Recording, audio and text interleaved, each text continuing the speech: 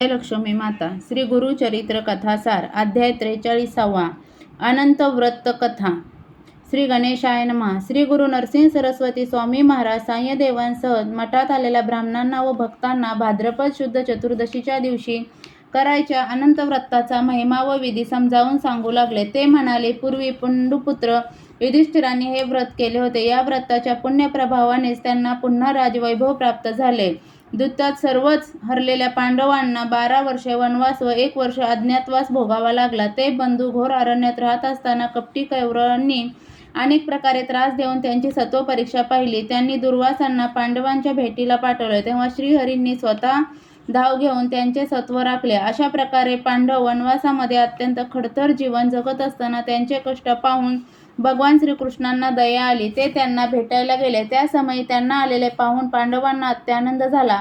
त्यांनी त्यांना वंदन केले, त्यांची पूजा करून प्रेमभावाने स्तुती केली, त्यांचे उत्तम आदरातिथ्य केले व क्षेमकुशल विचारले।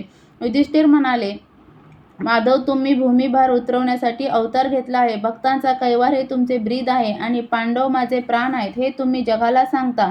मग आमची उपेक्षा का करता? आम्ही किती कष्टप्रद अवस्थेत आहोत हे तुम्ही प्रत्यक्ष पाहता, तरीही तुम्हाला आमची दया का येत नाही? भीम, अर्जुन, नकुल व सहदेव म्हणाले, देवा, या परिस्थितीला आम्ही अक्षरशः उबगलो आहोत। आता तुम्हीच आमच्या दुःख कष्टांचे निवारण करा। द्रौपदी म्हणाल्या, दादा, तुमच्यासारखा पाठीराखा असताना आमच्या नशिबी हा दुःख भोग का? आम्ही अरण्यात दिवस काढायचे आणि तुम्ही ऐश्वर्यात राहायचे, हे काही बरोबर नाही। तरी ज्याच्या योग्य चित्ताला स्वस्थता लाभेल आणि गतवैभव प्राप्त होईल असा एखादा दैवी उपाय सांगा। तेव्हा त्या सर्वांची व्यथा ऐकून श्रीकृष्णांना दया आली। ते म्हणाले, मी तुम्हाला एक उत्तम व्रत सांगतो। त्याच्या आचरणाने मनाची प्रसन्नता लाभून तुम्हाला राज्यप्राप्ती होईल। त्या व्रताला अनंत व्रत म्हणतात। सर्वांचे अंतर्यामी वास करणारे आणि अनंत रूपाने सृष्टीत व्यक्त झालेले म्हणून शेषशायी नारायणांना अनंत म्हणतात। ज्यांचा आधी मध्यांत कोणालाही कळत नाही, ते अनंतच कृष्ण रूपाने तुमच्या सन्मुख उभे आहेत। अर्थात हे माझेच व्रत आहे, हे लक्षात घ्या। जो या व्रत रूपाने माझी सेवा भक्ती करतो त्याला सर्व अभिष्टे प्राप्त होतात। तेव्हा युधिष्ठिरांनी उत्सुकतेने विचारले, देवा, या व्रताचा विधी काय आहे? ते व्रत कधी करावे? या व्रताच्या दिवशी कोणते दान द्यावे? हे व्रत पूर्वी कोणी केले होते का? कृपया सविस्तर माहिती आम्हाला सांगा। श्रीकृष्ण म्हणाले, कृतयुगात सुमंतू नावाचे वसिष्ठ गोत्राचे एक ब्राह्मण होते। भृगु ऋषींच्या कन्या दीक्षा या त्यांच्या पत्नी। या दाम्पत्यास एक कन्यकान होत्या, त्यांचे नाव सुशीला। त्या लहान असतानाच दीक्षा मरण पावल्या। सुमंतूंनी सुशीलांचा मातेप्रमाणे सांभाळ केला। त्या थोड्या मोठ्या झाल्यावर घरातील सर्व कामांना हातभार लावू लागल्या। त्या रांगोळी काढायच्या, घर स्वच्छ नीटनेटके ठेवायच्या, पूजेची सर्व तयारी करायच्या व तोरणेही तयार करायच्या। पुढे सुमंतूने दुसरे लग्न केले। त्या पत्नीचे नाव कर्कशी। त्या दुष्ट स्वभावाच्या व कलहप्रिय होत्या। त्या सुशीलांना त्रास द्यायच्या, पतींचाही नित्य अपमान करायच्या। त्यांच्या उपद्रवी स्वभावामुळे सुमंतू अगदी कंटाळून गेले होते। त्यांना सुशीलांची काळजी वाटू लागली। त्या उपवर झाल्या होत्या, त्यामुळे अनुरूप वर मिळाल्यास त्यांचा विवाह लावून द्यावा, म्हणजे खाष्ट पत्नीच्या जाचातून त्यांची तरी सुटका होईल, असे त्यांना नेहमी वाटत असे। एके दिवशी कौंडिन्य नावाचे तरुण ब्राह्मण तपस्वी त्यांच्या घरी आले होते। त्यांनी सुशीलांना पाहिले। त्यांचा स्वभाव, त्यांचे वर्तन आदी गोष्टींनी अवलोकन करून त्यांना मागणी घातली। सुमंतूंनाही ते जावई म्हणून पसंत पडले। त्यांच्या प्रस्तावाला मान्यता देऊन त्यांनी त्या दोघांचा विवाह लावून दिला आणि आषाढ व श्रावण हे 2 महिने आपल्याच घरी ठेवून घेतले। या अवधीत सावत्र आपल्या पत्नींना किती त्रास देतात हे कौंडिन्यांनी प्रत्यक्ष अनुभवले। त्यांनी सुमंतूंना आपण अन्यत्र बिऱ्हाड करण्यास असल्याचे सांगितले। तेव्हा आपल्या दुष्ट पत्नीमुळे ही वेळ आली आहे म्हणून ते फारच व्यथित झाले। मी एका पापिनीशी विवाह केला, हे माझे दुर्दैव। त्यांच्यामुळे माझा संसार बुडाला, त्यांच्यामुळे मला तपश्चर्याही करता येत नाही, असे म्हणून पश्चाताप करू लागले। कौंडिन्यांनी त्यांची समजूत घातली। म्हणाले, 2 तपस्व्यांनी एका घरात राहू नये असे म्हणतात। तुम्हाला सुशीलांचा विरह सहन होणार नाही हे मी जाणतो, म्हणून मी जवळच बिऱ्हाड करणार आहे। अनुष्ठानांच्या निमित्ताने आपली नेहमीच भेट होत राहील, म्हणून चिंता करू नका। सुमंतू म्हणाले, तुम्ही आणखी 12 वर्षे इथे राहा आणि भाद्रपद शुद्ध त्रयोदशीला प्रस्थान करा। त्यांनी त्याला होकार दिला। जाण्याचा दिवस उजडला तेव्हा सुमंतू आपल्या पत्नींना म्हणाले, आज आपल्या कन्या व जामात इथून जाणार आहे, त्यांच्यासाठी चांगला स्वयंपाक करा, त्यांना गहू आणि तांदूळ बांधून द्या। हे ऐकताच कर्कशा संतापल्या। त्या एका खोलीत गेल्या आणि आतून कडी लावून घेतली।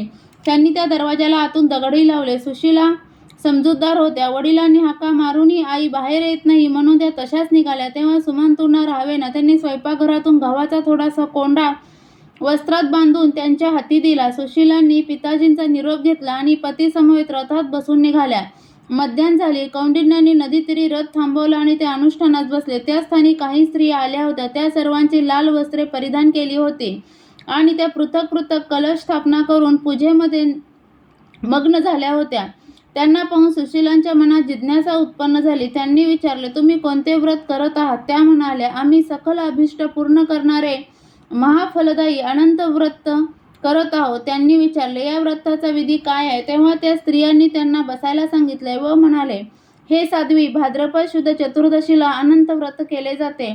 अनंत म्हणून लाल रंगाचा एक दोरा घ्यावा, त्याला 14 गाठी माराव्यात, तो घेऊन नदीवर जावे, स्नान करून शुद्ध वस्त्र नेसावे, भाळी हळदी कुंकू लावावे, 2 कलशांमध्ये पाणी भरून घ्यावे, त्या गंगा व यमुना आहेत असे समजावे, त्यात रत्ने घालावी, तसेच पिंपळ, औदुंबर, वड, पायरी व आंबा या वृक्षांची एक एक अशी 5 पाने घालावीत. या कलशातील गंगा व यमुनांची षोडोपचारे पूजा करावी, त्यांची आरती करावी, दर्भाचा शेषनाग करून तो कलशांपाशी ठेवावा, दोन्ही कलशातील ताम्हणात नवीन वस्त्र ठेवावे, त्यावर तांदूळ पसरवून कुंकवाचे अष्टदफल कमळ काढावे, कलशांपुढे 5 प्रकारच्या रंगाने रांगोळी काढावी, शंख पद्मादी आकृत्या काढाव्यात, शेषशाही विष्णूंचे ध्यान करावे, 7 फणांच्या शेषांवर विराजमान असणाऱ्या भगवान विष्णूंची अर्थात अनंताची चतुर्भुज मूर्ती डोळ्यासमोर आणावी, त्यांच्या दोन्ही उजव्या हातांमध्ये शंख व पद्म आहेत, त्यांच्या दोन्ही डाव्या हातांमध्ये चक्र व गदा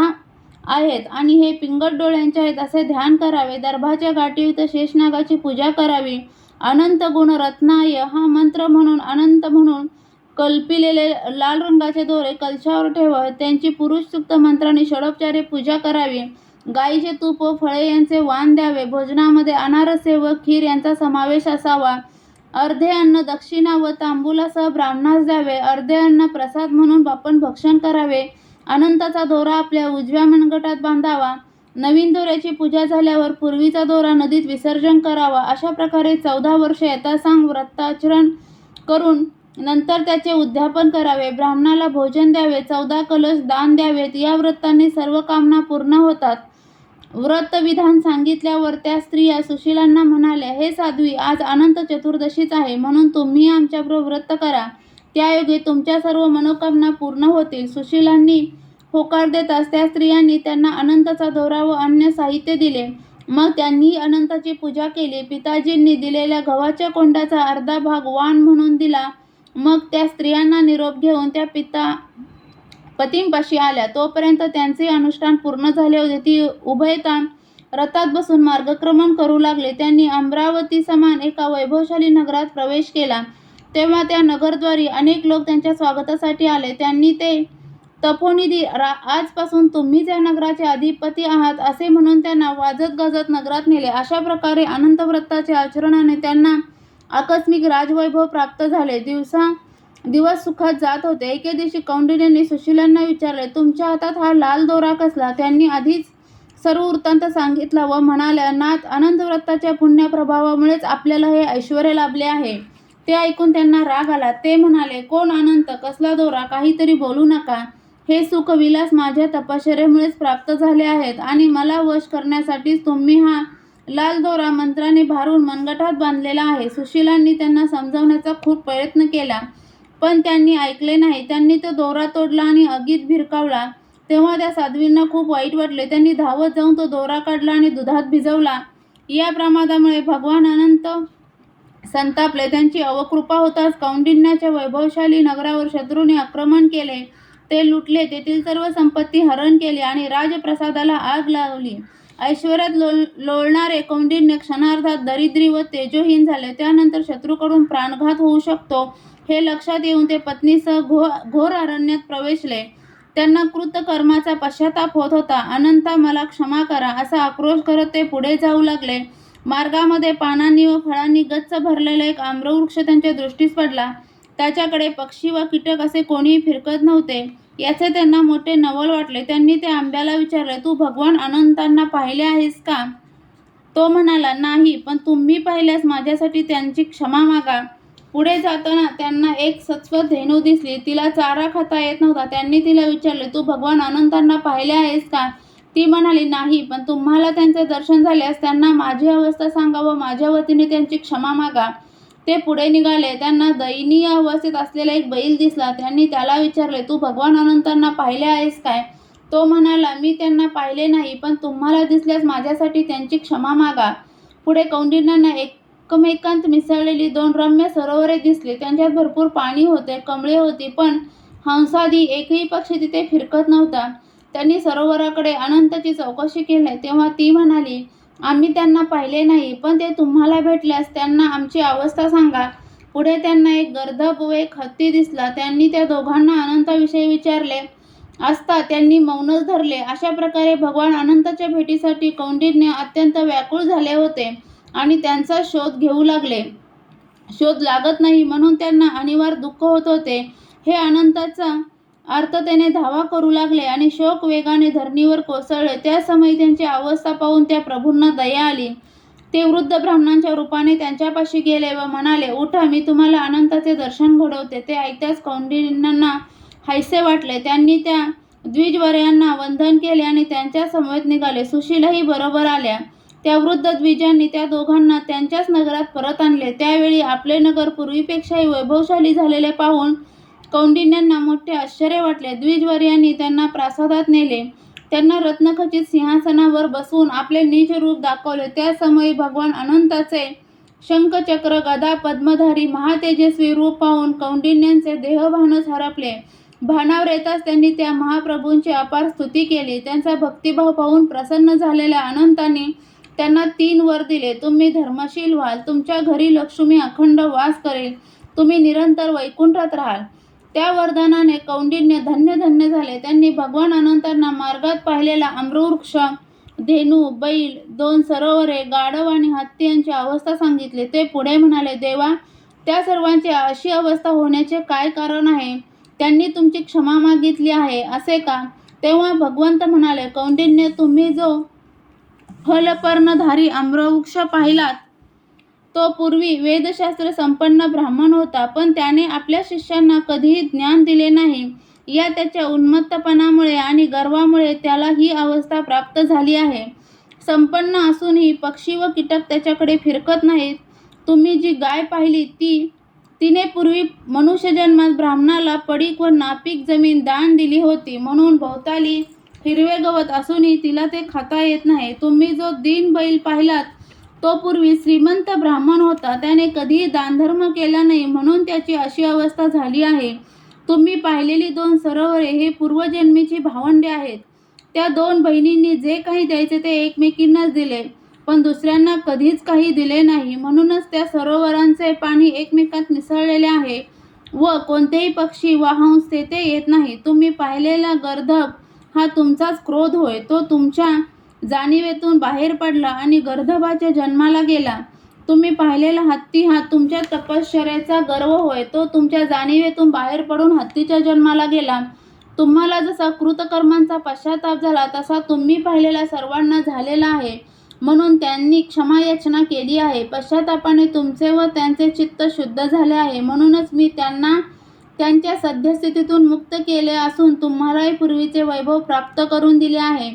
तुम्ही पुनर्वसू नक्षत्र मंडळात चिरकाल वास करा, असा माझा आशीर्वाद आहे. श्रीकृष्ण म्हणाले, युधिष्ठिर, भगवान अनंताच्या वरप्रसादाने कौंडिन्य व सुशीलांनी चिरकाल राज्य केले. ती दोघे प्रतिवर्षी अनंत व्रताचे आचरण करत असत. त्यांना मरणोत्तर उत्तम गती मिळाली. असे आहे अनंत व्रताचे महात्म्य. त्याचे तुम्ही आचरण कराल तर तुम्हाला गत वैभव पुन्हा प्राप्त होईल. श्री गुरु त्या ब्राह्मणांना म्हणाले, अनंत व्रताच्या आचरणाने कौंडिन्याचे कल्याण झाले. पांडवांना राज्यप्राप्ती झाली. अनेक वर्षे ऋषींनीही अनंताची व्रतरूपी सेवा करून चतुर्विध पुरुषार्थ साध्य करून घेतले आहेत. तेव्हा तुम्ही हे व्रत करा. मग ते सायदेवांना म्हणाले, तुम्ही स्वतः कौंडिन्य गोत्राचे आहात. या व्रताचरणाने तुम्हाला महापुण्य लाभेल. त्यांच्या आज्ञेनुसार सायदेवांनी ते व्रत केले. मग त्यांची भक्तिभावाने पूजा केली. त्यांच्या सन्मुख नृत्य, गायन आदी कार्यक्रम केले. श्री गुरूंना आणि ब्राह्मणांना भोजन देऊन संतुष्ट केले. त्यानंतर त्यांनी परिवारासह गाणगापुरातच वास्तव्य केले. आणि श्री गुरूंची अहोरात्र सेवा करू लागले. सिद्ध म्हणाले, नामधारक, अशा प्रकारे तुमचे पूर्वज साय्यदेव यांनी श्री गुरु चरणांची सेवा करून त्यांना प्रसन्न करून घेतले. अध्याय 43 समाप्त. श्री गुरुचरित्र कथासार यातील 43वा अध्याय वाचनाने किंवा ऐकण्याने मिळणारी फलश्रुती म्हणजे वैभव प्राप्त होईल, तसेच श्रीकृष्णांची कृपा होईल. श्री गुरुचरित्र कथासार यातील अध्याय तुम्हाला ऐकायला आवडत असेल तर चॅनलला सबस्क्राईब करा, व्हिडिओला लाईक आणि शेअर करा. व्हिडिओ पूर्ण ऐकल्याबद्दल धन्यवाद.